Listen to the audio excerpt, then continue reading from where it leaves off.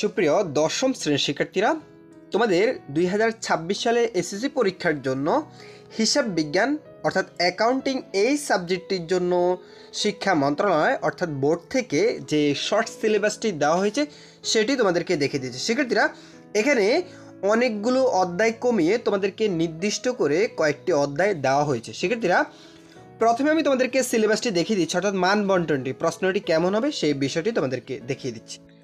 তো এক্ষেত্রে দেখো, এখানে হিসাব বিজ্ঞানও সেম একইভাবে 100 নম্বরের পরীক্ষা অনুষ্ঠিত হবে। তবে এখানে দেখো প্রশ্নের কাঠামো কিছুটা ব্যতিক্রম রয়েছে। সৃজনশীলে তোমাকে 40 নম্বর অর্থাৎ 4টি প্রশ্নের অ্যান্সার করতে হবে।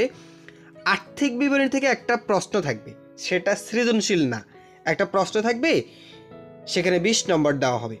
আচ্ছা, তাহলে কত হলো? 60 নাম্বার। সংক্ষিপ্ত প্রশ্নের জন্য কত নাম্বার?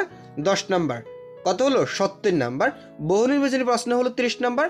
Total 100 number. দেখো, আমি যদি আরও ক্লিয়ারলি দেখাতে চাই তোমরা বুঝতে পারবা। এখান থেকে এখানে যেহেতু তোমাকে 60টা সৃজনশীল প্রশ্ন থাকবে, 4টার উত্তর দিতে হবে কত নাম্বার? 40 নাম্বার। আর তবে কিন্তু আর্থিক বিবরণী প্রস্তুতের ক্ষেত্রে একটা প্রশ্ন থাকবে, তোমাকে একটাই দিতে হবে। দেখছো, একটা আর্থিক বিবরণী থাকবে, তোমাকে একটাই দিতে হবে, কোনো অপশন নেই। কিন্তু বাট সৃজনশীল 7টা থাকলে তুমি 4টা দিতে পারবা, কোনো সমস্যা নেই, বাছাই করে 4টা দিবা। আচ্ছা, এটা তো ক্লিয়ার হলো। সংক্ষিপ্ত প্রশ্ন কয়টা থাকবে? 60টা, তুমি এখান থেকে 5টা দিতে পারবা, 10 নাম্বার, কোনো সমস্যা নেই।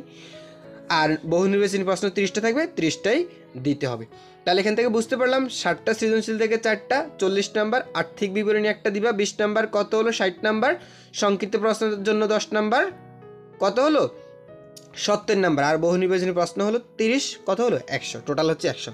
আচ্ছা দেখো, এখন যে অধ্যায়গুলো নির্দিষ্ট করে দেওয়া হয়েছে ওই অধ্যায়গুলো দেখব, সেখান থেকেই মূলত তোমাদের প্রশ্নপত্র তৈরি করা হবে। প্রিয় শিক্ষার্থীরা, মনে রাখবা এই অধ্যায়গুলোর বাইরে থেকে তোমার পড়ার দরকার নেই। মনে রাখবা এই অধ্যায়গুলো থেকে তোমাদের প্রশ্নপত্রটি তৈরি করা হবে।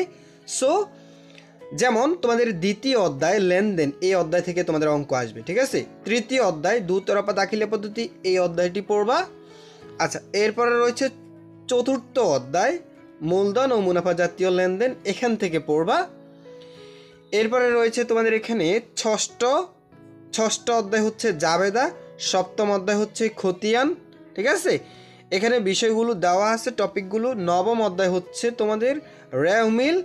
এরপরে দশম অধ্যায় তোমাদের হচ্ছে আর্থিক অবস্থা বিবরণী। শিক্ষার্থীরা, এই অধ্যায়গুলো থেকে তোমাদের মূলত প্রশ্নপত্র তৈরি করবে। আর আর্থিক অবস্থা বিবরণী এখান থেকে কত নাম্বার আসবে? 20 নাম্বার আসবে। আচ্ছা, তাহলে এই সিলেবাসটি অনুসরণ করে তোমাদের এসএসসি পরীক্ষার প্রশ্নপত্র তৈরি করবে। সো শিক্ষার্থীরা, তোমরা অবশ্যই এই বিষয়গুলোকে ফোকাস করে বা এই সিলেবাস অনুযায়ী তোমরা তোমাদের পড়াগুলো গুছিয়ে নেবে। তোমাদের অন্যান্য সাবজেক্টগুলোর সিলেবাস প্রথম কমেন্টে অথবা ডিসক্রিপশনে দেওয়া থাকবে, সেখান থেকে তোমরা তোমাদের অন্যান্য সাবজেক্টগুলো সিলেবাসগুলো সংগ্রহ করে সেই অনুযায়ী তোমরা তোমাদের পড়াগুলো শুরু করবে। শিক্ষার্থীরা, কোনো কিছু জানার থাকলে অবশ্যই কমেন্ট করে জানিয়ে দিবে। ধন্যবাদ সবাইকে।